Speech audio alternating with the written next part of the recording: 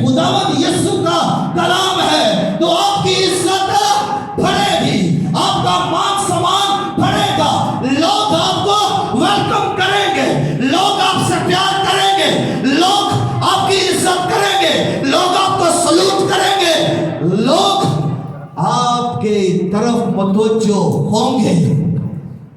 जब लोग यीशु मसीह को वेलकम कर रहे हैं, जब लोग खजूर की डालियां लहरा रहे हैं और होशना के नारे लगा रहे हैं, तो ये क्या कर रहे हैं? लोग यीशु मसीह की तरफ मुतवज्जो हो रहे हैं, उसे अपना बादशाह मान रहे हैं, उसे अपना मसीहा मान रहे हैं। क्योंकि उस वक्त लोग जो है वो परेशान हालत में थे और रोमी हुकूमत का गलबा था, इसलिए उनको कोई निजात दहिंदा चाहिए था और उन्हें कोई बादशाह चाहिए था, इसलिए उन्होंने यीशु को अपना बादशाह बनाया और नारे लगाना शुरू कर दिए, होशना हमें निजात दे, होशना हमें निजात दे।